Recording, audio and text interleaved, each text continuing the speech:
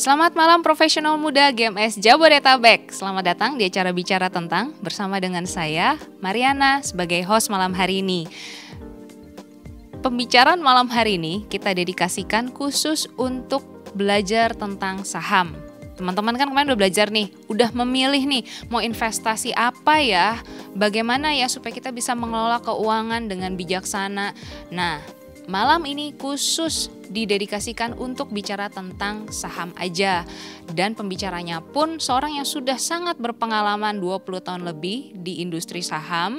Beliau adalah Ko Hendra Setiono, seorang komisaris utama dari PT Semesta Indovest Sekuritas. Ko, 20 tahun itu apa yang membuat Koko bertahan dan sampai jatuh cinta banget sama saham, Ko? Jadi begini ya, memang saya backgroundnya teknik, tapi bekerja di bidang saham memang kayaknya lebih finance ekonomi, tapi itu banyak membutuhkan atau menuntut bakat analytical juga, sangat amat. Jadi selain pengetahuan keuangan, analytical juga penting. Okay. Apalagi yang trading gitu kan, itu kan menganalisa apapun, angka, laporan keuangan, atau menganalisa jual beli sahamnya bagaimana. Yeah. Jadi dari sana memang saya backgroundnya teknik, jadi ada ketertarikan di situ. Itu yang pertama, punya passion. Yang kedua, setelah saya jalan beberapa tahun, makanya bisa bertahan, kerja di bidang saham itu tidak membosankan sama sekali. Karena tidak ada sesuatu yang sama. Jadi makanya kalau orang bilang, oh udah lama ya di saham, udah hebat dong, udah ngerti semua dong. Ya enggak, karena apa? Apapun yang terjadi di pasar modal di seluruh dunia, itu tidak ada yang exact gitu, 1 + 1 = 2, tidak begitu. Oh ya? Karena banyak sekali faktornya, mungkin berjuta faktor yang membuat kenapa saham itu naik atau turun gitu kan. Okay. Faktor macam-macam. Jadi kalau ada satu company bagus, teorinya harus naik loh, tapi kenapa nggak naik? Karena kita masih lihat faktor yang lain. Mungkin faktor makroekonomi, mungkin faktor pas ada penjual besar yang butuh dana, dia jual, turun harga awal, saham bagus. Nah, di sanalah kejelian kita diuji untuk melihat mana saham yang layak dibeli gitu kan. Okay. Jadi selama 20 tahun ini excited sih, nggak membosankan, tapi ya tetap mesti berhati-hati karena banyak yang naik, banyak juga yang jatuh juga, karena ini kan cukup berisiko gitu kan. Oke, jadi selama Koko kan bilang waktu awal-awal belajar sempet yang namanya ngalamin rugi juga gitu. Terus setelah itu nggak pernah rugi lagi? Oh, kan udah belajar banyak nih.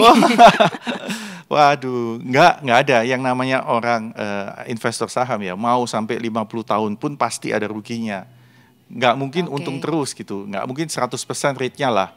Tapi kan kita sebagai investor atau trader saham, kita berusaha supaya persentasi untung itu lebih banyak dari rugi. Misalkan katakanlah di dalam setahun itu kita trade 100 kali katakanlah ya diharapkan 70-80 kalinya untung supaya ruginya itu ketutup dengan untungnya. Nah, banyak orang yang tradingnya ruginya lebih, ya karena bukan nggak pernah untung, orang bagus saham, ruginya lebih sering daripada untungnya gitu kan. Ini kan kalau bicara tentang trading mungkin kita bicara tentang kerugian, tapi kalau investasi apa mungkin kerugiannya lebih minimal? Betul, jadi terus terang saya lebih stylenya saya, tiap orang beda-beda ya. Ada yang bisa long term investment sampai 5 tahun, 10 tahun. Saya lebih ke short term artinya bisa bulan, bisa maksimum mungkin setengah tahun, 1 tahun saya. Tiap orang beda-beda. Jadi, tapi idealnya sebenarnya menurut textbook teorinya, idealnya adalah investasi di saham itu long term investment. Long term itu berapa tahun? Long term minimal 3, 5 sampai 10 tahun. Ya minimal 3 lah. Tapi orang bilang banyak 5 tahun paling aman. Kenapa? Karena saham itu kan depend on market moving ya, price-nya. Jadi kalau kita berinvestasi di company bagus atau membeli saham bagus, tapi kan nggak menjamin dia tetap naik terus, nggak ada halangan naik turun kan. Betul. Kan tiba-tiba ada COVID, company bagus pun turun ya kan. Betul. Nah, kenapa long term itu mengeliminasi risiko jangka pendek naik turunnya harga. Nah, makanya kalau bicara mengenai investment saham, saya beberapa kali kan ngasih juga advice lah ke teman-teman Pro M juga beberapa kali. Jadi kalau mau invest di saham itu yang penting adalah pertama jangan pakai uang dapur, artinya uang yang dipakai untuk hidup. Namanya investasi itu sebenarnya uang tabungan, uang yang nggak kepake lah yang tabungan. Nah, daripada nabung di tabungan atau deposito yang rendah, kita ada alternatif lain nih, yaitu di saham. Tentunya high return, high risk juga, makanya mesti ngerti. Jadi yang pertama jangan pakai uang dapur, artinya pakai uang yang tabungan. Kedua, knowing yourself, artinya how big can you take the risk gitu kan. Ada orang yang risk taker. Ya, dia bisa beli sesuatu yang risk tanpa ada deg-degan atau tidurnya nyaman aja gitu kan. Ya, bodo amat. Ya, risk taker. Ada yang risk averse, artinya dia nggak bisa ambil risk. Sampai beli dikit pun nggak bisa tidur, ya jangan, kan hidupnya tersiksa. Artinya ya sebaiknya kalau mau investasi saham jangan terjun langsung, mungkin bisa beli alternatif lain, yaitu beli reksadana yang uangnya dikelola orang lain atau fund manager yang certified lah. Atau yang moderat ya tengah-tengah, jadi antara risk taker, risk averse, tengah-tengahnya moderat. Jadi knowing yourself. Yang ketiga, diversifikasi, don't put your eggs in one basket. Artinya kalau telurnya semua ditaruh satu keranjang, kalau jatuh kan pecah semua. Jadi mending dibagi-bagi gitu loh. Syukur-syukur duitnya cukup, baginya banyak. Jadi maksudnya dibagi-bagi itu ke saham beberapa perusahaan? Bisa macam-macam. Jadi pertama dibagi beberapa aset kelas. Pertama bisa deposito, saham, kalau uangnya cukup ya, properti, emas misalkan. Instrumen investasinya berbeda. Diversifikasi. Nah, nanti kalau udah cukup besar di sahamnya pun ya jangan beli satu macam, at least 5. Itu diversifikasi gitu namanya. Jadi itu tadi, jangan pakai uang dapur, know yourself, karakter kita gimana, disesuaikan investasi kita dengan karakter kita. Yang ketiga, diversifikasi. Dan itu tadi, semua itu sebenarnya secara idealnya investasi saham itu jangka panjang. Nah, memang saya selalu kasih advice ke teman-teman ya, kalau memang kita kerjanya di bidang lain, katakanlah kita punya usaha sendiri di toko, atau sebagai chef, atau sebagai pemilik usaha pabrik, yang mana hari-hari kita itu nggak sempat ya saham, mendingan long term investment supaya tidak diganggu dengan naik turunnya harga. Juga pikiran kita lebih fokus kerja dengan yang kita mau. Ini benar-benar sebagai tabungan atau investasi yang kita taruh, ya tentunya kita ikutin lah. Mungkin malam-malam kita lihat seminggu 2 kali. Nanti kalau udah naik bagus, mau jual ya silahkan. Itu namanya long term investment. Nah, tapi kalau memang suka trading, terus terang seperti saya kan dari awalnya kerjanya juga udah di situ gitu. Mau nggak mau tiap hari juga ngeliatin. Might as well ya saya trading juga. Nah, kalau itu benar-benar harus ada syarat. Kita punya waktu yang cukup untuk ngeliatin saham, karena memang 100% waktu saya di sana, apalagi sekarang sebagai komisaris saya nggak banyak kegiatan, saya benar-benar full untuk menganalisa dan melihat dan trading saham. Kalau disebut waktu yang banyak tuh cukup untuk yang kita sebut trading saham tadi, itu berapa banyak kok kira-kira alokasi waktunya? Kalau menurut saya sih ya, kalau untuk market negara berkembang kayak Indonesia yang mana marketnya belum stabil, saya rasa paling nggak setengah hari lah dalam 1 hari untuk diperhatiin. Kalau full time trader ya dia akan lihat terus. Full time benar-benar dianggap sebagai job gitu. Berarti untuk kalau misalnya ini tetap sebagai side job, side income-nya kita gitu, tetap aja butuh waktu segitu lama ya kalau mau trading saham ya kok ya? Kalau trading ya, kalau invest mestinya enggak, ya simpan aja. Tapi tentunya untuk mau invest atau mulai investasi saham, harus ada beberapa syarat yang harus dipenuhi ya, nggak sembarangan orang saya mau beli ikut-ikutan. Nah itu kesalahan yang paling umum lah. Kata orang, rumor. Ini katanya mau naik nih, katanya mau naik, apa naik nggak tahu.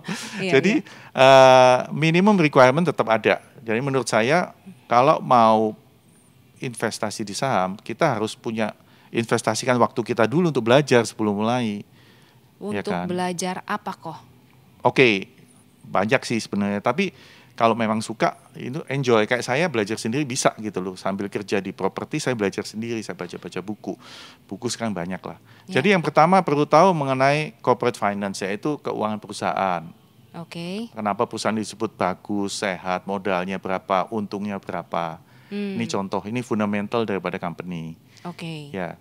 Kedua mengenai makroekonomi. Kita harus mengerti dong hubungannya antara ekonomi dengan pasar modal apa. Kalau suku bunga naik, dampaknya apa ke pasar modal?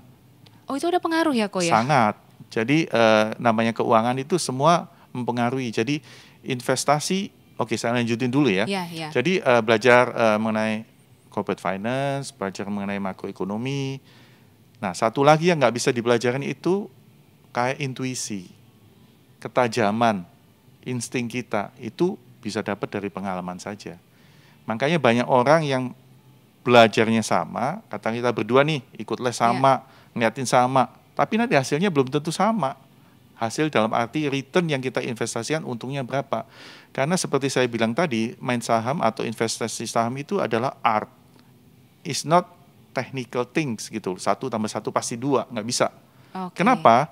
Karena investasi saham itu sangat involving our mental kita untuk invest, psychological kita, yang mana itu harus diasah. Pertama memang bakat dari sananya lah kayak risk taker atau investors. Tapi sama-sama risk taker juga bisa beda mentalnya gimana. Karena kalau kita ngomong pura-pura beli saham, katakanlah 100 juta, dengan beli saham beneran 100 juta, itu dampaknya beda banget. Karena kalau pura-pura naik turun kita naik senang, turun tenang aja. Tapi kalau saham uang kita sendiri nih, begitu turun 5% tenang, 10% turun 20%. Bisa kamu tenang? Atau susah. 40%. Nah, kembali lagi itu mental. Jadi tiap orang beda-beda dan harus diasah. Dan namanya trading saham itu melawan orang lain sih sebenarnya kan. Jual beli kan penjual pembeli manusia. Psikologinya kayak perang aja, kayak diadu gitu loh. Ini saham bagus tapi turunnya dalam. Kenapa dalam? Banyak alasan kita nggak bisa tahu. Kadang ada orang yang butuh duit, jual besar, turun. We never know. Nah itu mentalnya kita diuji. Dengan pengetahuan kita ini saham bagus, ini turun, berani beli lagi nggak? Atau diem, atau malah cut loss. By the way, cut loss penting juga. Kalau memang itu company jelek, kita harus cut loss sebelum turun lebih dalam lagi. Cut loss itu adalah? Jual rugi. Jadi beli di 100, turun ke 80, kita jual. Dengan berpikiran bahwa, wah ini udah jelek gitu kan. Ya, jadi balik lagi yang tadi saya terputus bahwa saham kita memang harus punya pengetahuan, yaitu fundamental yang tadi saya bilang. Jadi kita balik teknik apa aja sih yang mau bisa dilihat ya, untuk melihat saham itu layak untuk kita beli atau enggak. Jadi saham yang sebelumnya gini, kita balik dulu deh, apa itu saham ya? Boleh. Nah, untuk yang karena tadi ini cerita sampai kebablas nih. Iya, yang newbie nih. Oke. Ya? Nanti ingetin saya mengenai gimana menganalisa saham ya. Jadi pertama saham itu apa? Marian tahu? Marian tahu nggak? Saham itu adalah kepemilikan perusahaan bukan kok? Korek, sangat betul. Jadi saham itu sebenarnya kepemilikan atau hak milik kita terhadap kepada satu company. Kita cerita panjang dari belakang aja, dari awal. Jadi kalau katakanlah kita berdua nih, kita kongsi bikin company. Misalnya Marina pinter apa nih? Masak deh. Kamu pinter masak, kita joinan lah. Masing-masing keluar 100 juta. Bikin depot kecil. Sukses, rame. Untungnya dimasukin lagi sebagai modal kan. Kita berdua nih. Tapi pada suatu saat kita mau ekspansi gede-gedean nih, buka 50 cabang, bahkan nasional bisa 100 cabang, kan butuh dana. Alternatifnya bisa lewat pinjaman bank. Tapi kan pinjaman bank ada cost, ada bunga yang harus dibayar. Betul. Nah, alternatif yang lebih murah, tapi kita harus rela untuk membagikan kepemilikan kita ke orang lain, yaitu menjual saham kita. Jadi intinya, kenapa orang go public atau listing di bursa, yaitu dia mau menghimpun modal dari masyarakat. Lebih dari 50 orang harus IPO, Initial Public Offering. Jadi kita berdua, yuk Mar, kita undang investor publik yuk. Gimana caranya? Kita nunjuk satu sekuritas yang punya izin penjamin emisi untuk mengantarkan kita melantai di bursa. Nah itu ada prosesnya. Proses administrasi, pendaftaran OJK, BEJ, dan proses penilaian juga. Jadi perusahaan kita pada saat itu dinilai nih. Kan kita mengira 50 dinilai. Nilai company ini berapa? Nilainya dari mana? Dari modal yang ada, dari profitnya, lalu dari prospek ke depannya bagaimana. Di-compare dengan perusahaan yang ada saat ini. Kalau nggak ada di sini, di-compare dengan perusahaan asing. Misalkan perusahaan yang sejenis itu valuation-nya berapa sih bagusnya? Atau cocoknya atau lumrahnya. Dari sana ditentukan harga saham, mau dijual di berapa. Biasanya kalau orang IPO itu paling menghimpun average 20% lah dari company. Jadi kita tetap masing-masing 40-40, 20-nya dijual. Nah, dijual itu namanya penjualan perdana. Kita jual 20% saham kita jual perdana pada saat proses IPO itu. Nah, setelah proses IPO selesai, jebret, company atau emiten sebutannya menyandang gelar TBK atau terbuka. Kenapa terbuka? Karena tiap 3 bulan kita emiten mesti kasih laporan keuangan, segala informasi terus publik. Setelah dijual, dana masuk, proses IPO selesai. Buat company kita udah menghimpun dana tambahan nih, kita bisa buka-buka cabang. Urusan itu udah selesai IPO. Emiten tidak ikut-ikut. Kita hanya konsentrasi kerja untuk kinerjanya bagus. Kenapa? Supaya saham 20% yang kita jual kepada investor itu membuahkan hasil buat si investor. Jadi itu 20% yang ada di publik itu yang ditransaksikan di bursa sebenarnya. Tentunya kita punya juga bisa dijual di bursa, tapi biasanya founder kan kita nggak mau jual. Betul. Nah, yang diperjualbelikan 20% yang di luar itu. 20% itu tadi yang beli IPO misalnya di harga 1.000 katakanlah, kita kerja 3-6 bulan, bagus prospeknya, ke depan akan ekspansi lagi, kan saham itu expectation. Saham ada ekspektasi ya? Kalau ke depan akan bagus, sahamnya akan naik duluan. Itu pasti begitu rumusnya. Jadi dari 1.000 akan yang baca laporan, bagus nih, akan naik. Yang udah untung, yang tadinya beli 1.000, udah 1.300 nih, dia mau ambil untung kan, dia jual yang waktu beli IPO. Dia jual ke orang lain, jadi transaksi terjadi begitu akhirnya dan seterusnya. Jadi perusahaannya sebenarnya udah tidak menerima keuntungan dari kenaikan harga saham. Perusahaan atau emiten yang sudah listing, itu setelah listing menerima dana, dia tidak ada hubungan secara langsung dengan harga atau transaksi saham di bursa. Secara langsung tidak ada. Tapi nantinya ada lagi fungsinya. Kalau sudah TBK, kita mau katakanlah menambah modal nih. Nah, kita harus istilahnya right issue. Kita tawarkan ke publik lagi. Tentunya company harus bagus, nggak gitu kan publik mana mau beli. Jadi yang sudah punya saham punya kesempatan untuk menambah modal dengan harga biasanya diskon, menarik. Atau yang kedua karena udah publik, dikenal masyarakat, tidak nasional bahkan internasional, kita mau mengeluarkan surat hutang, obligasi, ke luar negeri bisa karena dikenal dan udah TBK, semua datanya bisa diakses. Itulah keuntungan salah satu keuntungan daripada perusahaan emiten yang go public, lebih transparan. Jadi mau ngapa-ngapain di keuangan itu lebih mudah, lebih mulus gitu jalannya. Jadi jelas ya. Kok bisa orang transaksi saham? Ceritanya begitu. Jadi saham akhirnya dipakai sebagai instrumen investasi buat orang-orang yang mencari better return dibanding cuma deposito. Berarti sebenarnya kalau kita beli saham perusahaannya, kita percaya pada bisnis perusahaannya. Betul. Pada semuanya, pada bisnisnya, pada manajemennya, karena kalau company bagus, not good corporate governance, uangnya dipakai tidak prudent, bisa rugi juga suatu saat, atau ekspansi terlalu besar-besaran. Jadi itu tadi hal-hal yang perlu kita perhatikan juga, gitu kan. Jadi pada saat beli saham, selain menganalisa keuangannya, saham itu, corporate governance-nya, prospek bidang yang ditekuni, lalu situasi moneter dan ekonomi nasional, internasional, itu semuanya itu. Makanya nggak bisa bosan. Iya, ternyata banyak banget faktor yang dilihat ya. Banyak. Ternyata pas mutusin beli, kita perlu tahu juga nih kira-kira manajemennya seperti apa. Informasi kayak gitu dapat dari mana kok? Banyak.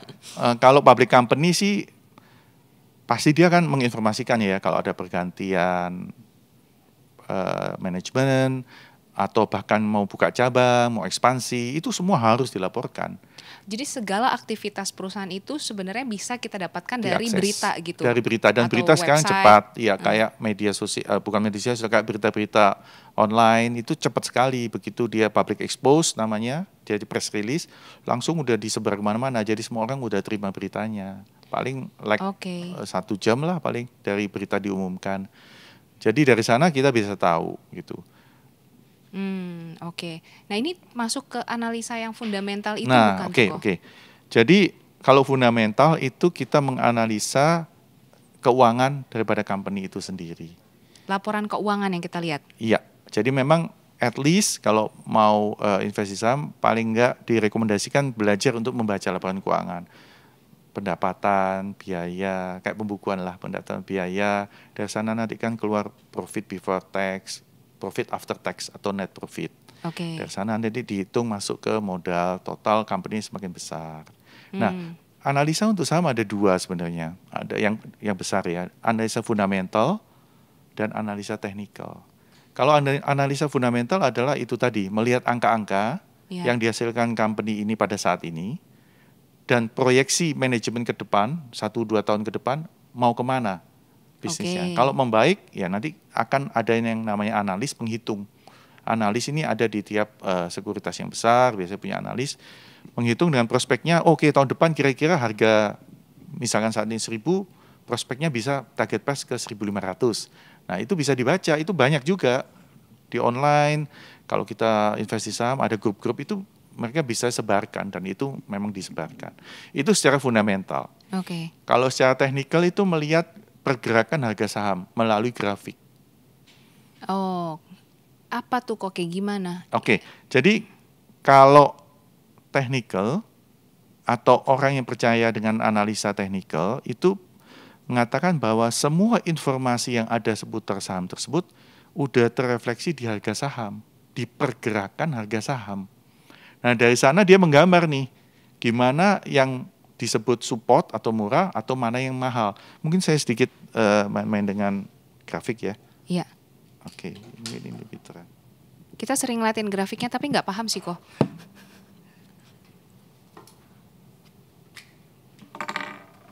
Terus terang saya juga mengenai teknikal tidak sepenuhnya memahami, tapi saya tahu garis besarnya, saya lebih suka ke fundamental.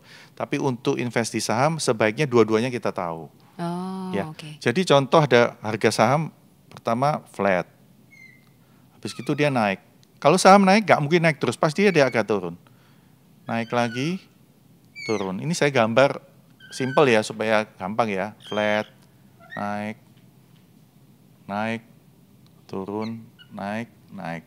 Oke, kita lihat kalau kita sebut teknikal itu disebut titik support, itu titik di mana tiap kali saham itu turun, dia membal naik.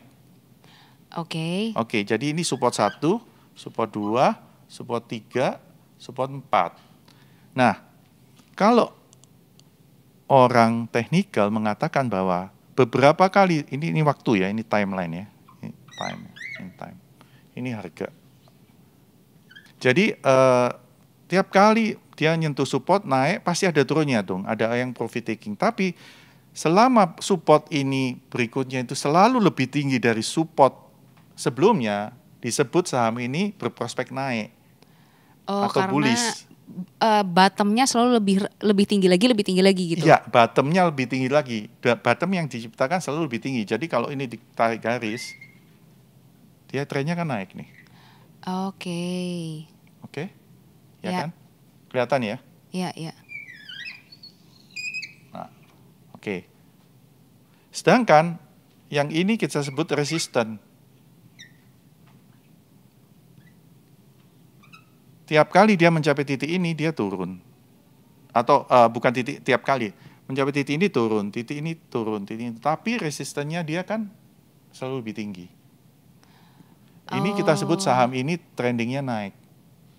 Jadi orang teknikal lihat seperti ini.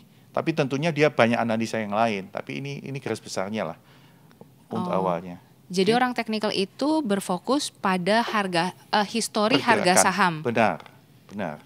Jadi orang kalau lihat teknikal, orang teknikal tidak akan melihat laporan keuangan. Ya, tapi enggak, kebanyakan trader saham enggak cuma lihat teknikal sih. Mereka pasti gabungan. Enggak mungkin pure cuma teknikal.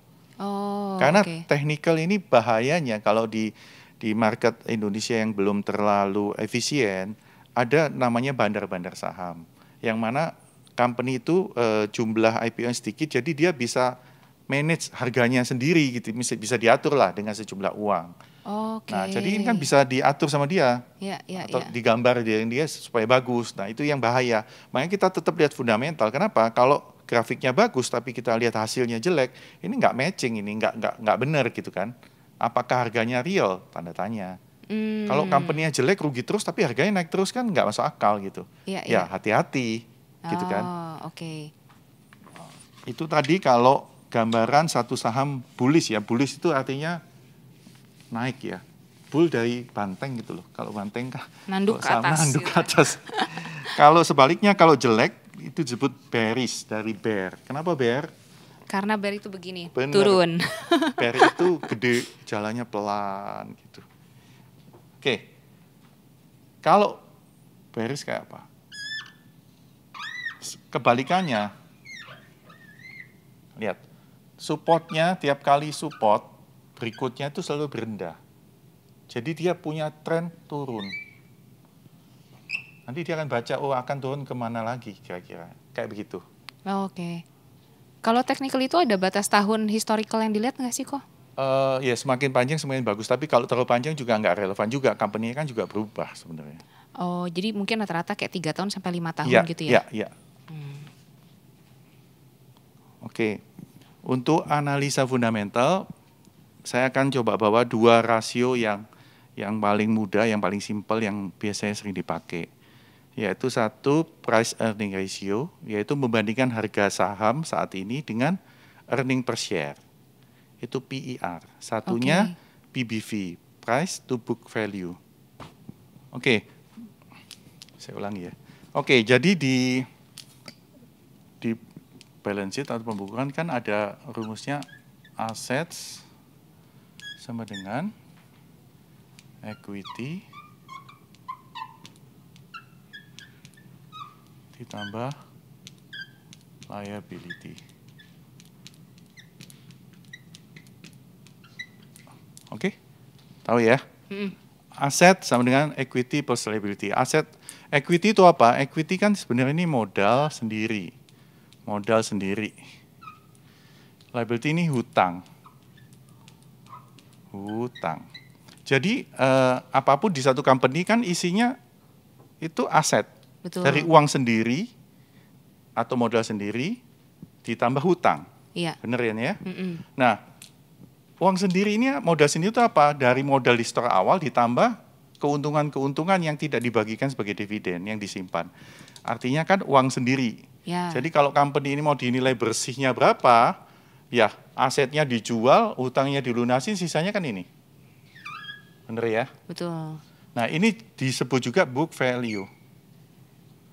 Oke. Nah, di dalam public company kan ada jumlah saham total. Betul. Kita mengenal book value per share. Jadi book value total atau equity dibagi jumlah saham, keluarnya book value per share. Oke. Nah, kita mengenal satu rasio yang kita kenal yaitu PBV.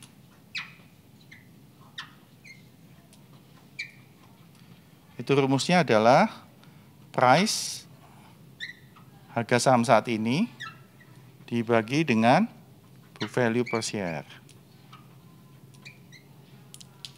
Oke. Ini rasio pertama yang kita pelajarin. Ini mengatakan apa? Ini adalah pembanding harga saham saat ini dibandingkan dengan kekayaan bersih company itu di luar hutang per share-nya berapa. Nah, tiap saham pendekatannya berbeda-beda. Kalau saham banking, itu kita lihat rasio PBV-nya. Ini kita ngomong simple ratio yang paling gampang untuk dilihat ya. Banyak rasionya yang lebih sophisticated. Jadi murah atau mahalnya suatu bank bisa dilihat dari sini. Berarti kalau banknya murah, PBV-nya besar atau kecil? Kalau banknya murah, PBV-nya berarti kecil. Bukan ya? Benar. Oh benar. Benar. Karena apa? Price, katakanlah pada hari ini price-nya 5.000. Book value-nya 10.000. Berarti kan setengah. Artinya kan dia setengah dari book value. Kalau dia 8.000 kan berarti 0,8. Berarti semakin kecil semakin bagus. Bagus. Iya kan? Semakin murah. Semakin murah. Murah ini tricky. Oh. Ya, pokoknya kita ngomong rasio itu nggak absolut. Kita membandingkan istilahnya PBV bank A dengan PBV bank B dengan size bank harus sama. Jadi kalau membandingkan segala sesuatu di saham itu harus apple to apple, bank dengan bank, jangan bank dengan perusahaan tambang, nggak bisa. Bank pun harus size sama, jangan Mandiri dengan bank kecil, beda lagi. Jadi ini adalah cuman guidance di mana di market itu dipercaya, oh PBV sekian itu murah. Jadi itu anggapan pada saat ini. Mungkin kalau 20 tahun lagi bisa berbeda dong, tergantung ekonomi waktu itu. Nah saat ini kalau di Indonesia PBV itu kalau bank-bank yang kita sebut murah di bawah 1 loh bahkan. Oh. Di bawah 1 artinya apa? Sebenarnya murah sekali kan? Iya, iya. Book value ini kan nilai bersih saham, modal sendirinya saham. Kalau kita bisa beli di bawah 1 itu kan murah. Masih banyak bank yang PBV di bawah 1, contohnya Bank BNI, itu bank pemerintah. Kalau bank yang PBV gede, Mandiri lebih gede, 1, BRI itu 2-an, BCA yang paling luar biasa, 4 kali book value. Artinya apa? Pasar menghargai Bank BCA itu 4 kali dari book value-nya dia gitu. Itu ekspektasi pasar bahwa BCA akan selalu baik ya? Yes, baik, stable, dan kedepannya itu aman. Bahkan dengan book value 4 kali aja sahamnya nggak turun-turun. Orang masih beli. Cenderung naik. Iya, iya. Artinya memang nggak bisa turun. Artinya apa? Sebenarnya makanya saya bilang tadi, murah itu nggak absolut. Buktinya yang murah nggak naik-naik. Yang kayak BCA tinggi juga masih naik. Iya, iya, iya. Ya tergantung persepsi market, persepsi manusia-manusia yang trading di market nih. 4 kali buat BCA itu masih oke gitu kan. Sedangkan ada bank lain yang sekali aja dia udah bilang mahal, makanya turun. Coba sebelum saya salah ngomong, mestinya kita lihat ya sebentar. Ini BCA, PBV-nya 4,5 kali. 4,5. PBV. Wow.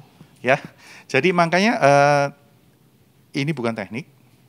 Apa yang kita lihat katanya mahal, tapi buktinya sahamnya naik terus. Dan BCA mencetak rekor high terus naik. Walaupun book value-nya PBV-nya 4 kali. Ngerti ya? Jadi rasio ini bukan mengatakan bahwa dengan PBV rendah pasti naik. Enggak begitu ngomongnya. Atau melihatnya enggak begitu. PBV tinggi kayak BCA pasti turun. Enggak. Buktinya BCA bisa lebih bagus kinerja saham dibanding saham yang lain. Atau bank yang lain. Ini hanya patokan. Buat BCA sendiri, tahun lalu dia PBV-nya sekian, tahun ini segini. Jadi kira-kira untuk historical BCA segini itu murah. Kalau murah misalnya kemarin COVID dia turun sampai PBV mungkin 3,7. Ini murah nih, biasanya dia 4. Nah itu bisa naik. Itu dibandingkan antar BCA sendiri. Atau dibandingkan dengan bank lain. Tapi bank lain susah juga kan, nggak ada bank yang sama seperti BCA. Betul, nggak ada yang divaluasi setinggi itu. Iya, dan market tetap menghargai dia dengan valuasi setinggi itu dan tetap dibeli. Ya. Ini salah satu alasan kenapa nggak bosan di saham kan? Iya, benar. Nggak segampang itu kan? Benar-benar. Jadi bahkan PBV pun tidak bisa menjadi satu acuan dan mungkin setiap industri beda juga ya? Iya, jadi pasti beda. Tapi untuk melihat PBV biasanya kita lihat ngomong soal saham bank. Itu menjadi konsensus bersama bahwa kalau melihat bank lewat PBV-nya. Bahkan kalau penjualan bank kayak Bank Permata terakhir dijual dengan 1,6 kali book value. Wow. Itu udah tinggi. Di market tadinya dia transaksi cuma 0,8. Nggak pernah lebih dari 1. Tapi karena dia beli majority kan punya hak khusus kan. Ya harus premium lah. Itu pun 1,65 kali book value BNLI. Bank Permata. BCA 4 kali, bayangin. Lalu yang sebelum itu Bank Danamon dijual dengan 1,9 kali book value. Jadi kalau penjualan saham di bank saat ini range-nya antara 1,6 sampai 2. Nggak ada yang lebih. Wow, jadi di market biasanya lebih rendah. Ini PBV ya. Kita move on ya ke satunya lagi. Ini dari sisi rasio book value yang mana kita untuk menilai atau melihat saham-saham bank. Kalau PBV bank itu dilihatnya kan kalau PBV itu apakah cuma untuk bank atau secara umum misalnya kayak consumer goods itu bisa? Sebenarnya semua bisa. Dari sana kan kita semakin confident kalau PBV-nya rendah artinya murah, ya artinya kan semakin aman company ini. Artinya harga saham atau uang yang kita keluarkan per lembar saham itu misalkan di bawah 1 ya, artinya lebih kecil dari modalnya dia sendiri dong. Gambarannya Kalau company ini asetnya dijual semua untuk membayar hutang, yang sisa itu kan book value tadi. Kalau book value-nya 5.000, kita beli saham di 3.000 kan sebenarnya aman. Oke. Company ini nilainya 5.000 loh sebenarnya, nilai bersih ya. Jadi kenapa kita harus tahu fundamental? Kenapa saya tadi bilang orang teknikal juga melihat fundamental? Itu peace of mind juga. Kita beli saham nggak langsung naik kan, kadang-kadang turun. Betul. Tapi kalau kita tahu fundamentalnya bagus, book value-nya murah, nanti earning-nya bagus, kita tidur ya tenang. Kita yakin bahwa oke, turun sementara. Contohnya karena COVID, company nggak ada masalah. Ini tapi kan ini sebenarnya berubah per quarter, kita bisa lihat atau gimana? Book value-nya. Book iya, value itu. kenapa per quarter? Karena emiten itu harus melaporkan tiap 3 bulan laporan keuangannya. Dari sana kan kelihatan book value-nya nambah atau enggak. Kalau profitnya nambah kan book value nambah, equity-nya bertambah. Jadi sebenarnya misalnya nih, sekarang kan kita belum beli sahamnya gitu kan. Nah karena kita mau nentuin, aku mau beli saham apa ya gitu. Jadi kita mulai hitung nih PBV-nya gitu boleh kan. Lihat PBV. Sebenarnya nggak usah dihitung, lihat di aplikasi di aplikasi tinggal dibuka ada PBVR berapa. Tapi Oke. tetap ya dibandingkan dengan satu industri, misalnya bank dengan bank. Jangan bank dengan tambang, atau tambang batubara dengan batubara yang lain. Oke. Nanti dilihat company ini lebih solid, ini lebih enggak, makanya PBV-nya lebih tinggi, tapi market mau tetap beli, artinya dihargai bagus gitu kan. Ada harga, ada barang lah. Kalau kamu beli barang yang bagus ya tentunya harganya mahal, kayak DCA tadi lah. Oke, jadi misalnya setelah kita nentuin, kita compare nih mana yang terbaik untuk industri yang kita lagi pengen beli gitu kan. Nah setelah itu misalnya kita udah beli nih, terus kan setiap quarter pasti berubah ya. Iya. Berarti setiap quarter kita harus balik lagi, buka lagi nih PBV-nya berapa ya. Tapi kalau ngecek book gitu. value biasanya nggak berubah terlalu signifikan karena dia stabil. Kalau company-nya bagus, benar dia nggak akan berubah banyak. Mungkin profitnya yang bisa naik turun. Nah, kalau kita ngomong profit, kita ngomong rasio berikutnya nih. Oke. Tadi yang mana? Yang ini ya. Iya. Oke, kalau kita ngomong profit ya, net profit. Net profit. Net profit ini adalah keuntungan bersih setelah pendapatan dipotongin biaya-biaya sampai ke net profit after tax. Itu sekian X. Kita mengenal earning per share, EPS. EPS itu apa? Net profit dibagi shares, jumlah saham total. Keuntungan per saham. Yes, itu bahasa Indonesia earning per share, keuntungan per saham. Jadi satu lembar saham untungnya berapa? Ini EPS. Nah, rasio berikutnya adalah yang kita lihat itu PR, price earning ratio, yaitu adalah harga saham pada saat ini dibagi dengan EPS. Kembali lagi, semakin kecil semakin bagus. Kenapa? Artinya apa? Entah price-nya rendah atau EPS-nya yang besar. Oke. Ya. Ya. Contoh, earning per share-nya 1.000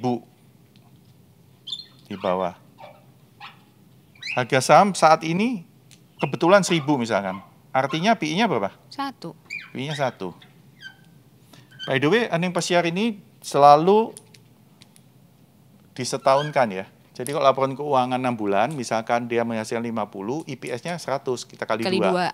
Oke. Jadi per year. Makanya PI juga fondasinya per year. Jadi kalau price 1.000 dibagi 1.000 earning per share per year, artinya apa? Artinya ya pas aja harganya. Bukan pas. Kenapa? Uang yang kita keluarkan untuk satu lembar saham, dalam setahun aja company ini udah balikin. Bener dong. Oh iya kan? Iya. Keuntungannya per share 1.000. Dengan uang 1.000 kita membeli saham tersebut. PR-nya 1. Artinya apa? Ini tahun sih sebenarnya. 1 tahun balik. Ya tentunya uang 1.000 itu nggak balik ke kita. Karena kan yang dibagikan sebagai dividen nggak semua keuntungan. Paling 10, 20, 30% dari keuntungan. Tapi kan sisanya masih mengendap di company. Menambah laba. Laba ditahan istilahnya. Menambah equity. Book value-nya naik. Oke. Gampangnya begitu. Jadi apa? Dengan 1.000 kita keluar uang, IPS-nya 1.000 per tahun, artinya apa? Setahun aja duit kita balik gitu. Berarti ini murah. labanya perusahaan juga bagus. Iya. Karena modal kita cepat baliknya. Cepat balik, benar. Jadi 1.000 kalau dia 3 kali berarti dalam 3 tahun baru balik. Kalau 3 kali berarti misalkan ininya harganya 3.000. Ini 1.000 berarti 3 kali, artinya 3 tahun. Oh. Ini saya contoh aja ya. Oke. Tapi jarang yang per satu, tapi ada. Tapi biasanya kadang-kadang sahamnya nggak liquid, kita mau beli juga nggak ada yang jual katakanlah, terlalu sedikit nggak ada yang mau jual. Oke. Jadi kembali lagi, ini bukan absolut seperti PBV tadi ya. Ini adalah rasio relatif. Artinya apa? Kita tetap bandingkan dengan company lain, company sejenis, company luar negeri, dan kondisi saat ini, ya kan? Kalau misalkan waktu zaman COVID, kita ambil contoh yang gampang, COVID waktu parah-parahnya, semua company murah-murah kelihatannya. Betul. Betul kan? Betul. Karena memang lagi susah. Kenapa murah? Karena sebenarnya kalau kita lihat PBV, PIR ini kan past performance, historical, yang sudah lewat. Iya. Misalkan laporan keuangan bulan Maret nih, kuartal pertama lah, Januari sampai Maret, keluarnya kan April. Betul. April kan sudah COVID. Iya. Sedangkan yang kita lihat ini belum COVID. Jadi ini menipu sebenarnya dalam tanda kutip. Hati-hati. Past performance-nya bagus, tapi karena ada COVID, pada saat kita lihat April, PI-nya jebol, apakah murah? Belum tentu. Karena apa? Yang kita lihat itu PI bulan Maret sebelum COVID, misalkan PI-nya 4, ya kan? Bulan April PI-nya kok jadi 2 murah nih? Hati-hati. Waktu PI 4 itu belum ada COVID. Seberapa gede pengaruh COVID ke company ini? Saat ini orang berspekulasi atau mengira-ngira PI 2 udah murah, makanya dibeli. Tapi we never know. Tiba-tiba dia misalkan terdampak COVID sangat parah. Income-nya turun terus, semakin rugi. Kan PI semakin turun, akhirnya bisa minus PI-nya, bisa rugi. Oh, PI itu bisa minus ya? Bukan PI-nya minus, kalau net profit-nya jadi loss kan minus. Dan kalau minus nggak bisa diukur, udah merah aja. Jadi ini hanya diukur pada saat profit. Jadi kalau udah angkanya merah atau bukan net profit tapi net loss, jangan dihitung PI, nggak bisa. Loss apa yang dihitung? Iya, ya udah nggak ada. Masuk hitungan. Nggak masuk hitungan. Dan banyak company nggak begitu. Contohnya properti udah banyak yang minus. Betul. Karena hutangnya besar. Hutang besar, penjualan nggak ada, operasionalnya keluar terus, hutang besar kan berbunga. Iya. Sampai kuartal ketiga ini, yang parah kedua dan ketiga deh. Banyak properti itu rugi bukunya. Apakah akan rugi terus? Ya mudah-mudahan enggak, karena kan COVID udah mulai ada vaksinnya. Betul. Dan sekarang katanya. Dan sekarang udah mulai naik saham-saham. Ya karena mereka atau pasar berharap udah ada vaksin, nanti akan balik lagi. Seperti saya bilang, beli saham itu future expectation. Dan saham harganya udah turun banyak. Ini udah mulai rebound nih, seluruh dunia nih. Ya. Jadi sebenarnya semua rasio ini adalah untuk mengukur histori apa yang terjadi di masa lalu. Yes, dengan pembukaan terakhir yang diumumin, biasanya kita tunggu-tunggu tuh. Per kuartal keluar, misalkan satu kuartal pertama bulan Maret, keluarnya dia BEJ atau Bursa Efek Indonesia memberi maksimum emiten harus keluarin laporan keuangan itu 1 bulan setelah Maret. Jadi April akhir harus sudah keluar di koran. Dari sana dianalisa hasilnya gimana. Nah, tapi untuk melihat harga saham ini beneran bagus atau tidak, valuasinya ke depannya bagaimana, apalagi kalau kita bicara ini kan untuk investasi gitu kan. Berarti tidak cukup hanya melihat fundamentalnya juga, tapi juga harus tadi balik lagi Koko bilang harus disangkutin juga dengan makroekonominya, industrinya sendiri sedang berkembang atau tidak gitu ya. Itu harus diperhatikan juga. Iya, ya itu tadi faktor-faktor, ini kan tadi kita cuma ngomong fundamental. Di awal kan tadi saya bilang apa yang berbeda? Ya fundamental, makroekonomi. Ini kan salah satu faktor aja. Makroekonominya, terus industri gimana? Apakah itu sunset industry? Sunset itu kan industri yang mungkin kedepannya orang nggak akan pakai lagi. Betul, orang terlalu resisten dengan ini. Contoh misalnya yang itu. Yang itu. Sebutin aja. Rokok. Ya, karena semakin susah orang nggak boleh merokok dan orang semakin paham kesehatan lah, sadar kesehatan.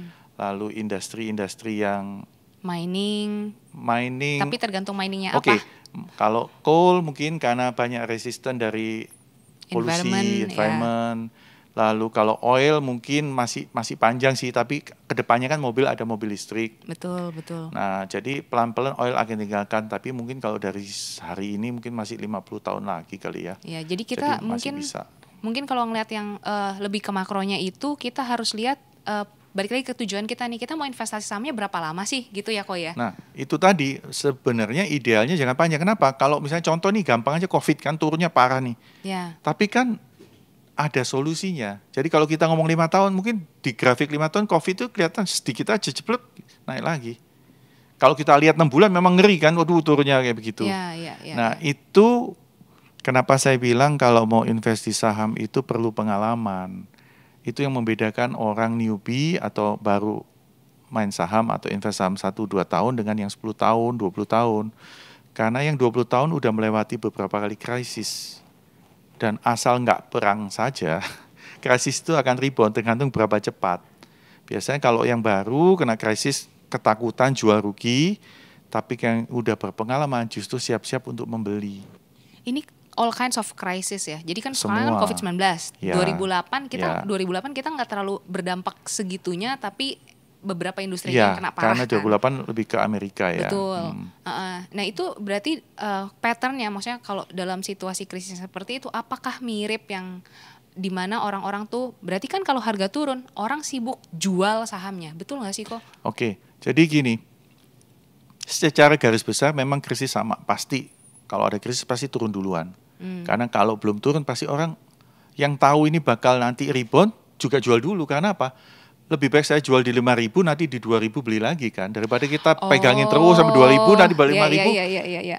Jadi istilahnya dia menjual tidak untuk dijual beneran.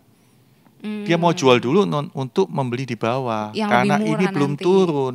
Itu okay. namanya trading kan. Kita nggak hanya beli untuk naik, jual untuk turun juga bisa. Makanya kalau kita tahu ada bad news atau ada ini virus misalnya, kita lebih predik lebih awal, siapa yang awal memprediksi dan menjual, dia akan menikmati keuntungan dong, dia bisa beli di bawah. Apa yang dijual kan bisa beli di bawah, Maria. Betul, jadi kan uang dia balik dulu, bisa dapat lebih. Dapat lebih. Iya, tadinya 5.000 dijual, tiba-tiba tahun 2015, jadi uang 5.000 dapat 2 saham. Dapat 2 saham, iya. 100% loh itu. Iya benar. Iya kan? Benar. Daripada kita nggak ngerti, simpen aja lah. Company ini bagus, nggak bakal bangkrut tuh. Iya. Misalkan kita ngomong BCA lah. Iya. COVID. Jual nggak ya? Ada yang bilang jual dulu nanti beli bawah. Ada yang bilang enggak lah, nggak bakal bangkrut. Ya nggak apa-apa. Yang itu ngomong long term 10 tahun, dia nggak mau pusing naik turunnya. Iya, nggak mau sibuk. Tapi yang trading bisa mendapat keuntungan gitu. Kalau jualnya benar. Kadang-kadang kalau jual udah terlalu rendah naik malah salah. Betul, itu tadi balik lagi butuh pengalaman. Dan itu butuh mental yang kuat, karena kan sebenarnya gini, kalau kita ngomong sahamnya yang bagus banget secara fundamental nih yang tadi Koko tunjukin, rasionya semua bagus gitu kan. Tapi kalau misalnya ada ya orang yang bilang kan, waduh harganya turun, tapi ada jaminan apa bahwa tidak akan turun terus gitu? Ada jaminan apa bahwa perusahaannya pasti bisa bounce back? Jaminan dari perusahaan pasti nggak ada. Di saham tidak ada jaminan. Cuman semua ini kan probability. Kita mengukur kemungkinan. Kemungkinannya misalkan contoh saham BRI bangkrut ada nggak? Nggak mungkin sih, menurut saya. Ya, karena itu apa? Bank negara. Bank negara. Kalau BRI bangkrut Indonesia gimana? Kita hidupnya mau apa? Betul. Jadi kenapa kalau di instrumen keuangan atau di bidang keuangan, risk free asset itu surat utang negara. Itu dianggap nol risikonya. Tidak ada risiko. Kenapa? Loh, kalau kita percaya hidup di negara ini, misalnya di Indonesia, ya kita percaya Indonesia nggak bakal ada apa-apa kan. Ya. Kalau udah bangkrut ya hidup kita sudah semua buyar. Jadi kalau kita membandingkan aset dengan aset, risikonya adalah risk free asset. Yang disebut risk free asset itu surat hutang suatu negara. Itu risikonya ditulis nol. Ya, Walaupun mungkin aja, karena kita tahu juga negara yang di dunia lain yang sampai bangkrut juga bisa. Tapi kan secara teori, kalau negara yang ngeluarin, ya kita percaya siapa lagi gitu kan. Betul. Itu dianggap nol. Dibandingkan dengan risiko obligasi atau surat utang perusahaan lain, itu pasti ada risiko kan, bisa bangkrut gitu kan. Jadi jaminan tidak ada yang menjamin, tapi ya itu tadi dengan rasio-rasio, dengan pengetahuan, dengan pengalaman kita bisa tahu kayaknya nggak bakal bangkrut. Ya semua aja memang expectation ya. Iya. Tapi amannya gimana? Misalnya nih kok, kita kan bicara ke Pro M yang mungkin baru pertama kali atau baru mempertimbangkan mau beli saham. Atau kayak saya, baru tahun ini. Gitu. Nah jadi kalau misalnya dalam situasi yang misalnya terjadi kemiripan di mana harga nih sekarang mau turun nih. Tapi ini bukan pekerjaan utama saya. Saya tidak trading saham. Saya investasi untuk jangka panjang yang saya pikirin 5 tahun, 10 tahun dari sekarang. Baru saya pikirin lah gitu. Jadi kalau misalnya harga kayak gini, sedangkan saya sendiri punya job utama yang bukan trading saham, lebih baik saya ya udahlah terserah mau turun naik, pokoknya tutup mata 5 tahun lagi baru saya lihat, atau pas laporan quarter baru saya lihat gitu. Atau lebih baik ya udah ambil waktu, lihat, jual aja dulu terus beli lagi. Cuma kan selalu ada resiko tadi kan. Iya, jadi sebenarnya nggak ada mana yang benar, nggak ada yang salah sih. Yang paling benar yaitu membeli saham company yang benar, itu nomor satu. Yang kedua ini style aja. Semua tergantung ke masing-masing orang dan waktu dan kebutuhannya. Kalau memang dia maunya 5-10 tahun dan dia dananya masih punya, ya saya nggak mau jual. Nanti waktu turun saya beli lagi untuk 10 tahun. Tapi kalau memang ada waktu dan dia mau tradingin untuk mendapatkan spread, keuntungan, ya nggak salah juga, tapi hati-hati juga. Kadang-kadang kalau udah turun dalam kita jual, nggak turun lagi malah naik, kita kehilangan saham. Itu sering terjadi. Dan pengalaman 20 tahun yang saya alami atau yang saya lewatin, itu tidak menjamin saya tidak rugi juga waktu COVID, sama aja. Gitu. Jadi waktu awal COVID, ini pengalaman pribadi ya, saya nggak menyangka COVID itu separah ini. Kan dimulai dari luar negeri nih, Cina nih.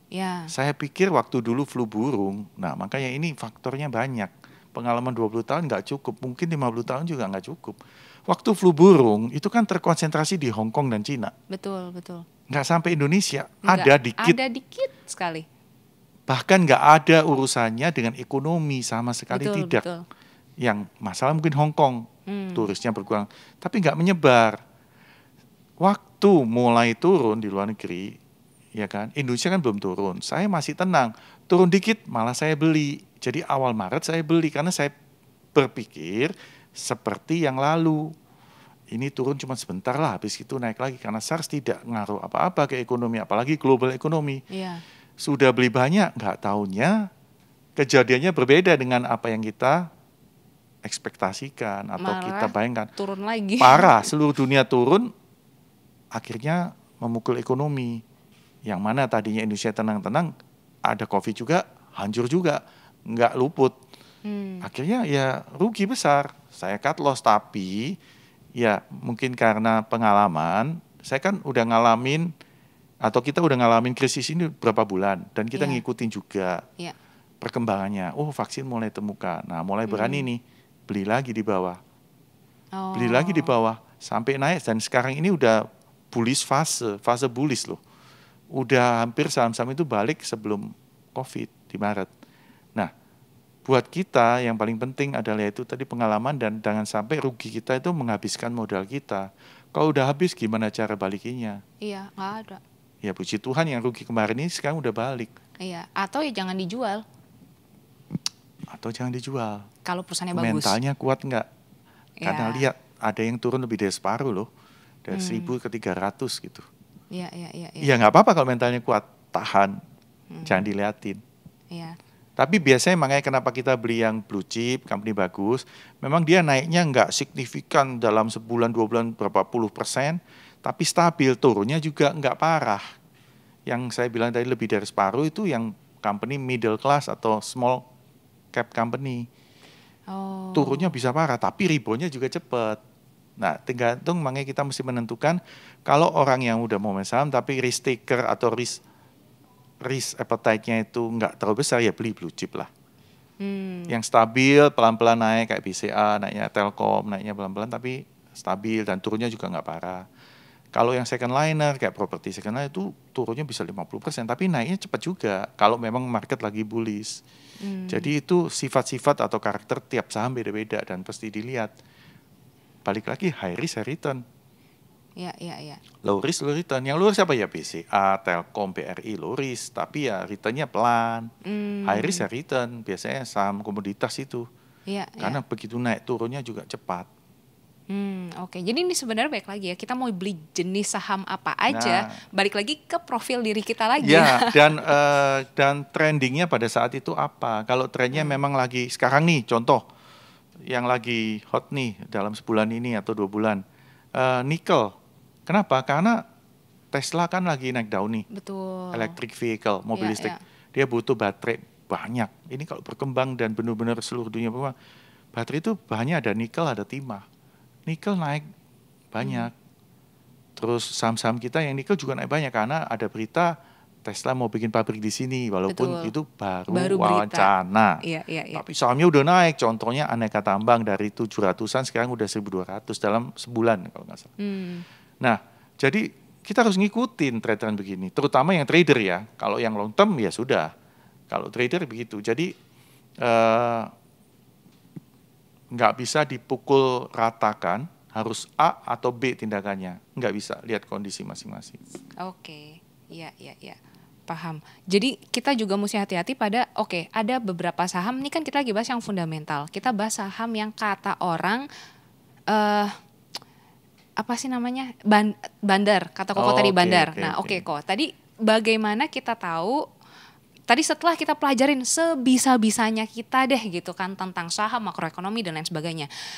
Bagaimana kita bisa berhati-hati mana yang ditarik harganya jadi tinggi banget oleh gitu kan? Oleh bandar gitu. Ya balik lagi ya, makanya butuh waktu, balik lagi pengalaman.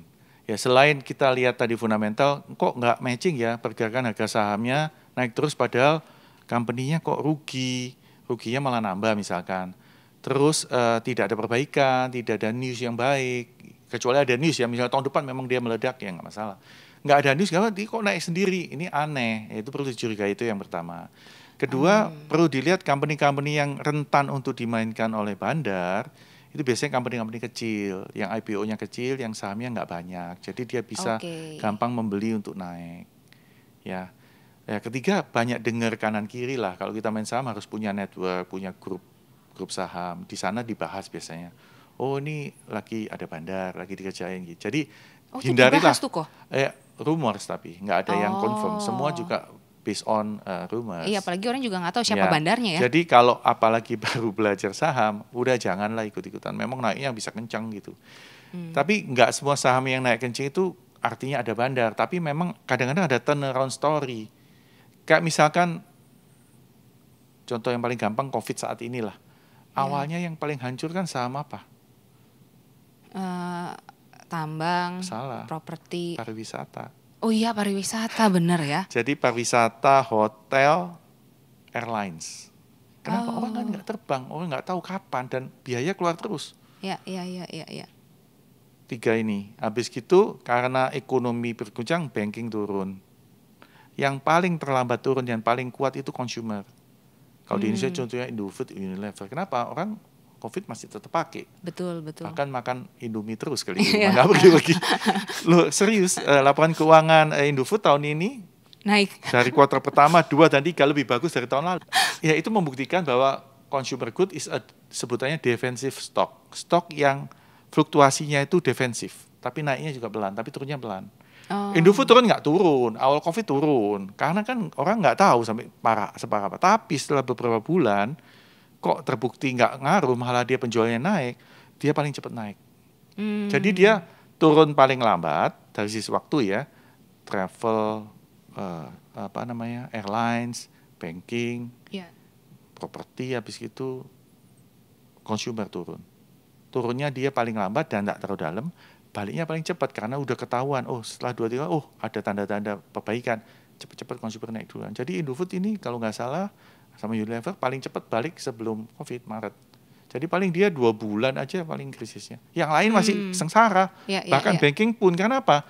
Dampak daripada ekonomi yang jebol ini kan banyak kredit macet. Banking ini harus restructuring semua nih. Betul. Bahkan pemerintah menolong, di Amerika juga subsidi menolong untuk banking supaya nggak kolaps banknya. Jadi recover-nya akan lama, lebih lama dari consumer. Consumer malah nggak jelek fundamentally, penjualnya baik. Kalau mau lihat Indofood naik dibanding tahun lalu. Iya. Sahamnya naik duluan. Nah, jadi yang sekarang ini kan lagi boleh saya cerita. 1-2 minggu ini sejak diumumkan Pfizer, mengikuti nggak ya? Iya, vaksin. Vaksin tes ketiganya itu 95% efektif. Orang udah anggap ini selesai. Yang ribut duluan apa? Airlines, hotel itu naik kenceng banget. Di Amerika airlines itu dalam sehari bisa naik 15% sahamnya. 15, 10, 5. Di Indonesia baru ini saham Garuda naiknya dalam 2 minggu kali ya. Dari 270 ke 400 sekarang udah. Walaupun kalau kita lihat keuangannya masih rugi gede karena memang belum ada perbaikan. Balik lagi, saham itu expectation market. Dia market expect atau manusia ini expect virus ada, vaksin sudah beres. Jadi ini udah dianggap selesai. Dalam mata pembeli saham sekarang, makanya harga saham dari 270 naik ke 400. Iya. Karena apa? Dia expect ini selesai, Garuda akan membaik lagi tahun depan. Kan kita beli untuk tahun depan, bukan untuk sekarang. Udah lewat. Asal jangan bangkrut. Nah, taruhannya apa? Garuda kan BUMN, pemerintah. Makanya orang lebih berani. Kemungkinan kolapsnya kan kecil. Ada tapi kecil. Ada sih perusahaan airline asing yang kolaps beneran walaupun punya negara. Betul. Tapi kan kemungkinannya kecil.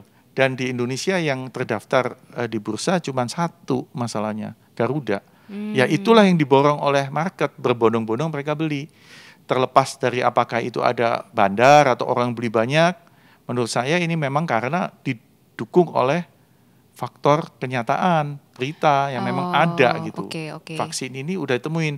Nah tinggal dilihat nih vaksin ini gimana nanti Januari, Februari produksinya, distribusinya. Apakah sesuai ekspektasi? Kan di-expect bagus. Kalau tiba-tiba ada kendala, ya mudah-mudahan jangan.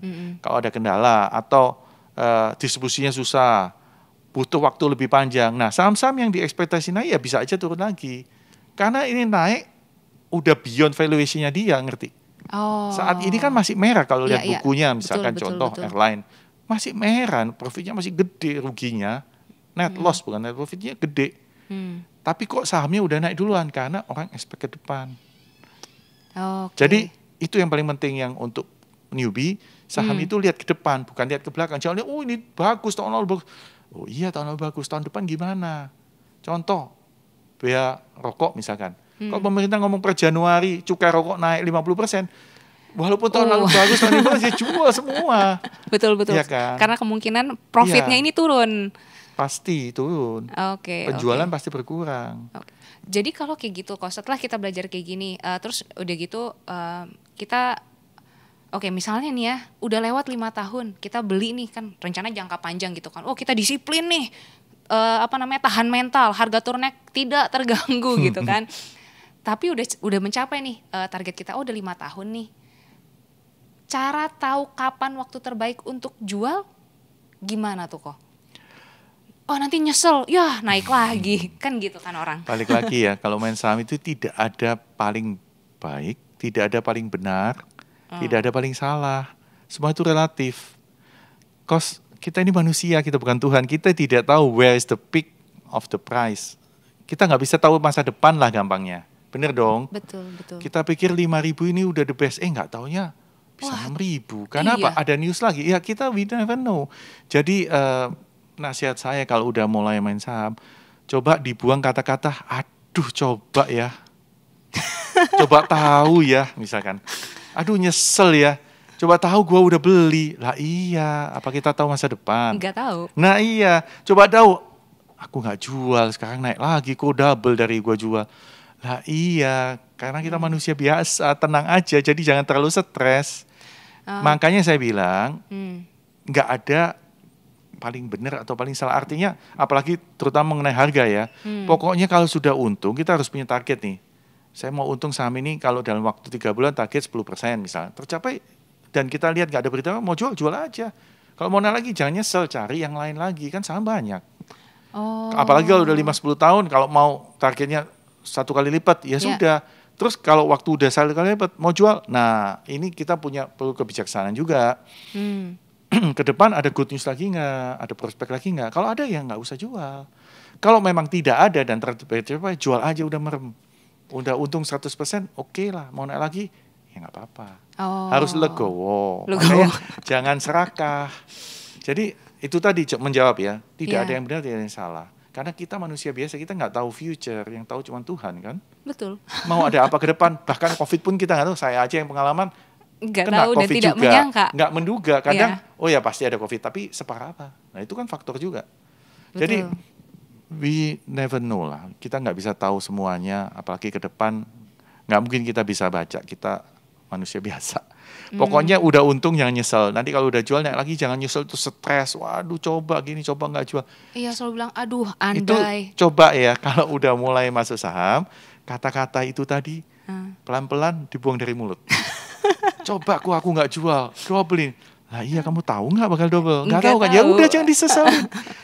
Saya ngomong begini tapi saya juga sering begitu. Kalau saya beda, aduh kamu udah main saham 20 tahun masa nggak ngerti sih? Masa nggak tahu sih? Nggak tahu, beneran. Masa nggak bisa baca? Bisa, garis besarnya bisa kayak tadi COVID saya udah siap. Kalau turun saya akan beli. Itu membuat saya, karena pengalaman, membuat saya nggak takut. Jadi kenapa ada istilah kalau krisis itu buat di dunia pasar modal atau keuangan, cash is king pada saat krisis. Kenapa? Yang pegang aset akan susah, asetnya turun terus. Contoh, properti turun. Iya, mau jual semua rugi. turun, kecuali emas. Emas itu kan bukan aset, emas itu safe haven. Jadi kalau semakin krisis dia semakin dibeli. Itu buat orang simpen untuk masa krisis. Tapi kalau aset-aset biasa turun semua, properti turun, saham turun. Kenapa? Ya karena lagi krisis. Jadi yang pegang cash itu raja. Kenapa? Pada saat di bawah dia borong semua. Keberhasilan pengusaha-pengusaha besar, kalau kita ngomong bisnismen top kita, mana yang sukses, yang bisa mengkonvert krisis jadi peluang. Karena pada saat krisis paling berat, itu semua saham atau semua asset value itu murah harganya. Mau saham, mau properti, tinggal kita pilih yang bagus, kita beli, jadi deh. Oke. Itu kuncinya. Jadi kalau yang punya pengalaman nggak takut, malah siap-siap beli. Yang nggak pengalaman kan deg-degan, apalagi udah beli di atas, turun. Betul.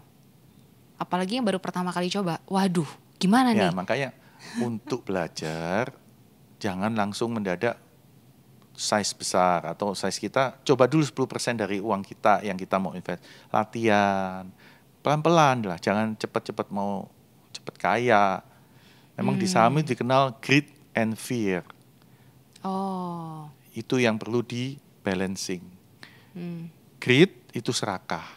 Kalau kita terus serakah, udah untung 1 kali pun nggak jual, nanti jualnya di untung cuma 30%, nanti nyesel. Tapi kalau terlalu nggak greed, naik 5% dijual padahal bisa 30%. Ya. Jadi selain pengalaman juga mengatur mental, maunya di mana. Itu greed. Fear, terlalu nggak takut juga bahaya, nabrak terus. Akhirnya uangnya habis, turun nggak bisa beli lagi. Iya juga ya. Iya kan? Iya. Terlalu berani kan? Naik nggak dijual juga. Terlalu takut itu tadi, naik dikit dijual. Jadi nggak maksimal. Ya, jadi 2 kata ini yang kata kunci, greed and fear, yang mesti di balancing. Jangan terlalu berserakah, tapi jangan terlalu takut juga. Kalau terus serakah nanti nggak jual malah turun, karena apa yang naik pasti akan turun suatu saat. Entah turun karena fundamentalnya jelek, atau karena memang yang sudah punya profit taking semua akhirnya turun juga. Karena kita nggak tahu harga tertinggi sini itu apakah real fair value-nya dia nggak, siapa yang tahu? Nggak ada. Katakanlah kita semua nggak ada yang tahu ya. Orang ngitung valuation, real value 5.000, tapi di market bisa sampai 7.000. Kenapa? Semua orang berlomba-lomba beli satu saham itu. Emotionally kebablasan. Betul. Jadi stock is cenderung overbought dan oversold. Kalau bagus dia akan kebablasan, kan nggak bisa ngerem, kadang nggak tahu seluruh dunia yang transaksi. Betul. Harusnya 5.000 itu fairnya segini, tapi karena yang beli kebanyakan sampai 7.000. Nah dari 7.000 pasti ada yang pinter melihat ini udah cukup saya untung, jualan nanti balik 5.000 bahkan bisa 4.000, oversold kan. Tendensinya itu tadi, overbought atau oversold, selalu begitu. Kalau ada good news, overbought, kebablasan, dan akan pelan-pelan koreksi lagi. Kalau berita jelek, oversold, pelan-pelan akan balik lagi naik. Jadi greed and fear, overbought, oversold itu dunia sehari-harinya pemain saham. Jadi sebenarnya paling aman itu kalau kita punya target. Kalau kita udah targetin sendiri nih ya, oke, saya kayaknya mau beli sahamnya ini. Setelah saya hitung kayaknya harga fairnya segini. Jadi kalau harga segini saya beli. Terus nentuin nih berapa lama jangka waktu saya mau keep, mau simpan sahamnya, dan di harga berapa saya nanti mau jual.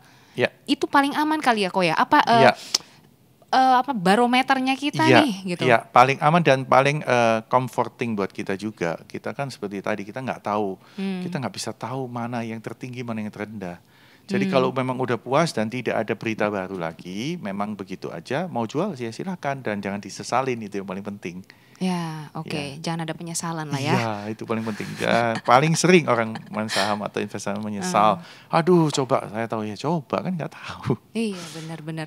Kalau gitu, misalnya kembali lagi, kalau ternyata market itu segitu, ya memang tidak ada certainty ya. Yang pasti adalah cuma Tuhan kita aja.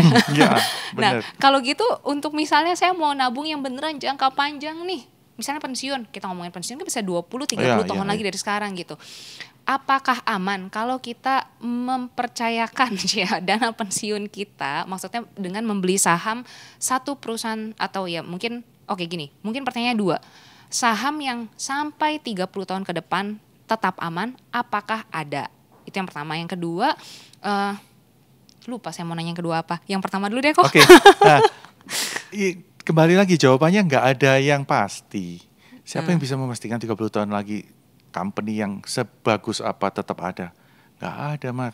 Oh, nggak ada ya? Tiba-tiba ada krisis ini, tiba-tiba ada misalkan fraud ini, nggak ada. Tapi kan probability yang kita ngomong, kemungkinan company ini ada masih stay, iya contohnya BRI, saya yakin 30 tahun lagi masih ada, kalau Indonesia masih ada, dan itu pasti ada, artinya aman dong. Jadi ya kayak begitu, nggak ada jaminan, bahkan kalau kamu tanya saya juga nggak tahu. Tapi kan probability-nya mendingan saham BRI daripada bank XYZ yang lebih kecil, yang lain, ya dong. Ya, pilihlah yang aman, kalau memang apalagi jangka waktunya 30 tahun.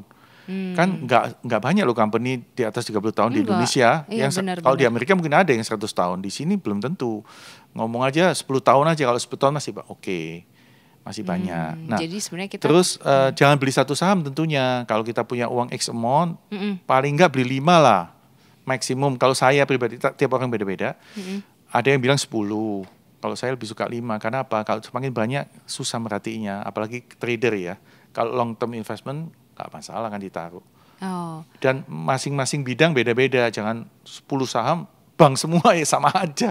Kan namanya diversifikasi. Kalau bank lagi jelek, ya mungkin consumer lagi bagus. Biasanya begitu. Plantation, perkebunan juga ada. Oke. Nah, jumlah sahamnya berapa dengan modalnya berapa? Ada acuan nggak ya kok kira-kira? Misalnya gini nih, modal saya cuma 10 juta. Masa dibagi jadi 5 saham? Nggak apa-apa dong. Oh, nggak apa-apa? Nggak apa-apa, itu kan presentasi. Memang uangnya 10 juta. Nggak apa-apa dong. Karena 10 juta bagi certain people, ya itu kecil. Masa 10 juta, mending kan satu saham. Loh, buat dia gede 10 juta. Tetap aja dong. 10 miliar ya bagi 5. Oh, oke. Ya. Kita ngomong presentasi ya. Jangan ngomong nominal, karena nominal, kemampuan tiap orang beda-beda dong. Ada orang yang uangnya cuma 20 juta. Ya 10 juta buat dia gede dong. Kalau dia cemplungin satu saham, ada apa-apa separuh hilang. Atau dari separuh itu yang berisiko. Kalau dibagi 5 lagi yang lebih aman. Oh, oke. Jadi lihat kita persentasinya. Persentasi, jangan ngomong nominal, karena repot. Buat Jarum uang 100 miliar kecil, buat kita kan gede banget. Jadi buat dia nggak apa-apa beli satu saham 100 miliar. Buat kita nggak mungkin, karena dia uangnya mungkin 10 triliun yang masuk di saham, contoh. Oke. Terus kalau ada gini, kalau misalnya ya misalnya saya kan kerja di industri tertentu lah, maksudnya pasti kan saya belum tentu tahu industri pariwisata, belum tentu tahu industri yang lain gitu. Apakah kalau beli saham harus yang kita benar-benar tahu? Sebaiknya iya, tapi nggak harus. Kalau kita mau beli saham pariwisata harus kerja dulu, ya enggak, kan informasi banyak, banyak baca. Baca itu berita juga ada, lalu report research yang saya tadi bilang, yang kamu bilang, saya hitung-hitung valuasinya ini murah. Kita nggak harus hitung sendiri kok. Banyak house-house itu bikin report mengenai Mandiri, BRI, BCA, dia jelaskan banyak itu. Oh, ke depan bakal begini, nanti mempengaruhi profitnya naik atau turun. Menurut analis ini bisa ke sini. Tapi karena manusia, tiap analis beda-beda walaupun sahamnya sama. Targetnya juga beda-beda. Mungkin arahnya sama, buy semua rekomendasinya. Tapi ada yang harga 5.000, ada yang 55, ada yang 54. Oh, jadi rekomendasi harga beli dan harga jual itu ada hitungannya ya? Harga target, bukan harga beli. Jadi target setahun sekian, ada reportnya. Tapi nggak selalu tercapai, bahkan ada yang baru keluar naik malah turun. Makanya tadi perlu lihat market juga. Oh. Karena kan dia purely lihat fundamental, lihat ke depan. Ya ada risiko market lah, misalnya COVID gimana. Tapi kan dia nggak bisa mematematikkan angka itu berapa. Ya, Kembali lagi kita nggak bisa lihat masa depan. Dia hanya mengkalkulasi, mengestimasi. Ya. Ada kalau kamu house asing terutama sekuritas asing punya tim analis yang solid, bisa nggak usah asing lah, yang gede-gede lah kayak Dana Reksa, Mandiri, itu mereka ngeluarin report. Coba minta teman atau siapa, ada tiap hari ada, dan tiap 3 bulan mereka update karena keuangan keluar mengenai kinerja company ini gimana. Itu ada 1 kali report bisa 5-10 lembar. Dia bahas semua secara fundamental, secara beritanya, secara kondisi marketnya. Jadi enak banyak baca juga ya. Harus. Ini harus ya malah. Harus ya? Itu justru modalnya investor saham itu informasi. Dapat dari mana? Baca. Kalau pabrik kan modalnya mesin pabrik. Kalau investor informasi sama network. Selain modal diri kita, karakter tadi, mental, pengalaman. Yang dari luar ya informasi, membaca. Jadi kalau malas baca, udahlah, mendingan jangan investasi yang satu ini gitu ya kali ya. Bisa, tapi kan kadang-kadang kita ketinggalan gitu. Loh kenapa turun? Rupanya ada berita, saya nggak baca. Oke, I see. Berarti kalau misalnya kita mau mulai investasi saham, yang tadi berarti mulai belajar, yang pertama laporan keuangan.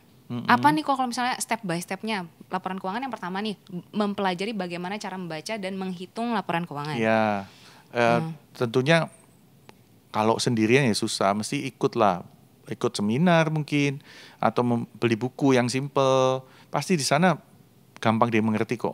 Nggak usah belajar yang terlalu dalam dari awal. Yang kayak begini-begini aja kan mudah. Terus belajar menganalisa dan mulai membaca berita, punya network, punya grup WA mengenai saham, pelan-pelan mengerti. Dan jangan lupa praktek. Kalau cuma baca doang, nggak pernah praktek, nggak pernah tahu gimana rasanya pegang saham. Naik turunnya harus tahu rasanya gimana. Itu beda, mentalnya bagaimana.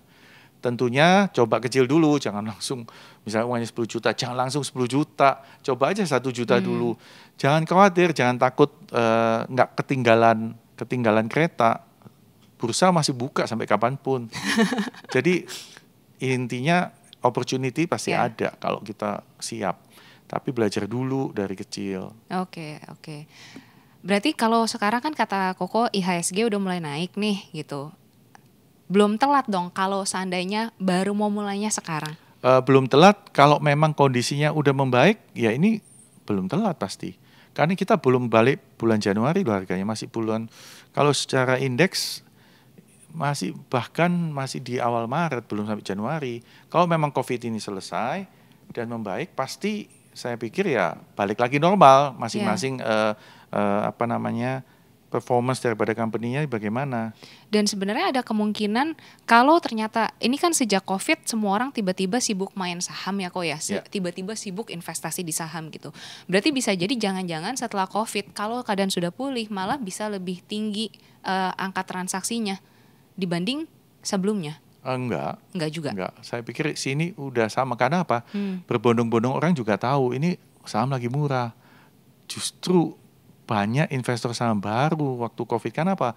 Pertama WFH, orang nganggur, yang punya modal misalkan, orang yang punya capital, yang punya duit, nggak bisa kerja, pabriknya nggak bisa buka full, dananya nganggur, daripada deposito dia mulai belajar saham.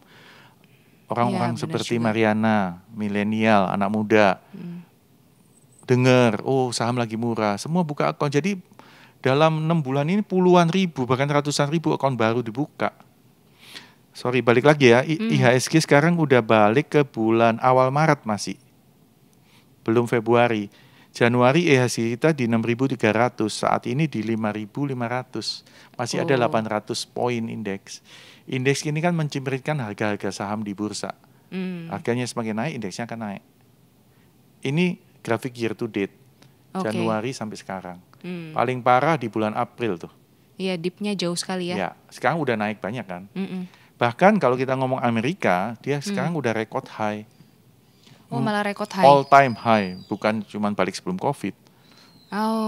Kenapa? Karena mereka diuntungkan ada stimulus sih, stimulusnya gede-gedean dan banyak uang, money supply, orang malah beli saham.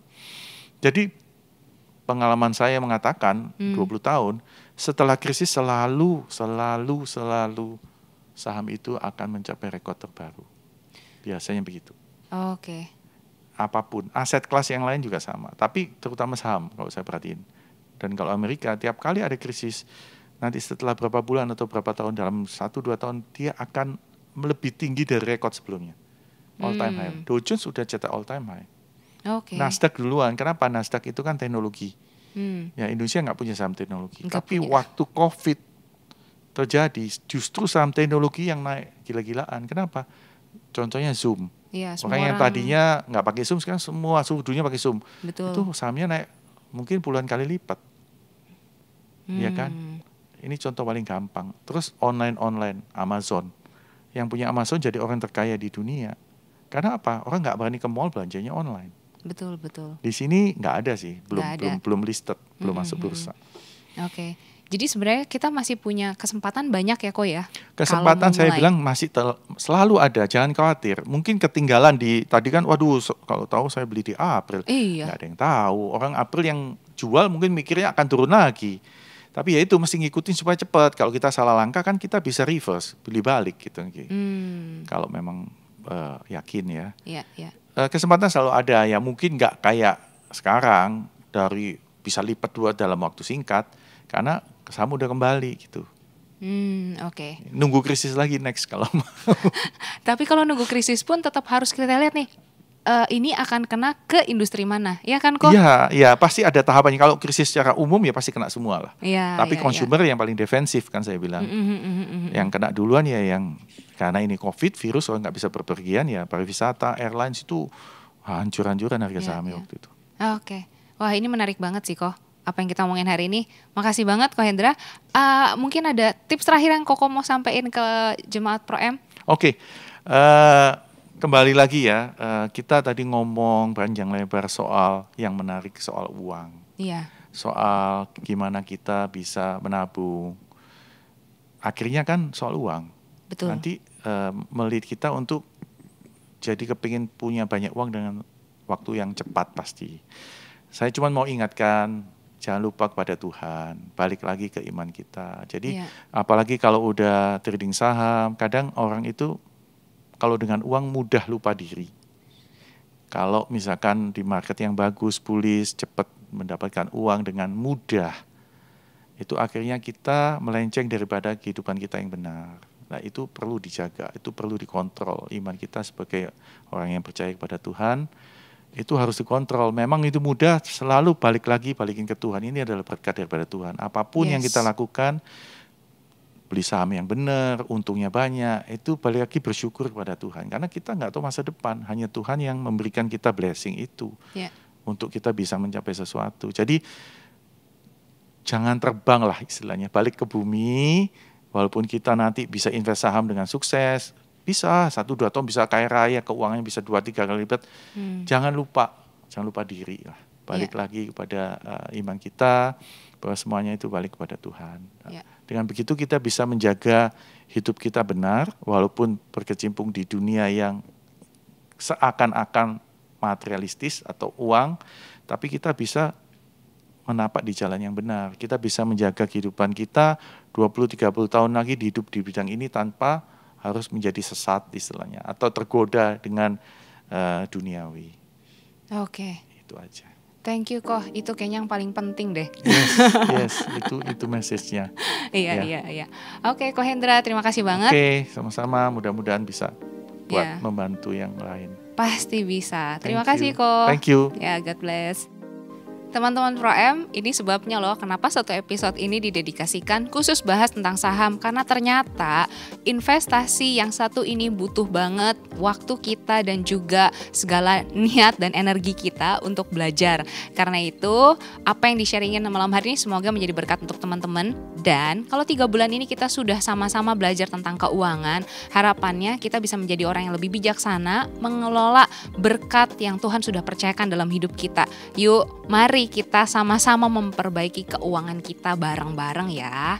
Harapannya setiap episode bicara tentang sepanjang tahun 2020 ini memperlengkapi kita punya fondasi yang lebih baik, karena sebentar lagi kita akan menyambut tahun 2021 nih teman-teman. Semoga apa yang kami sudah sharingkan, para pembicara sudah sharingkan sepanjang tahun ini menjadi suatu permulaan yang baik untuk kita di tahun 2021. Terima kasih sudah menyaksikan Bicara Tentang, dan God bless you.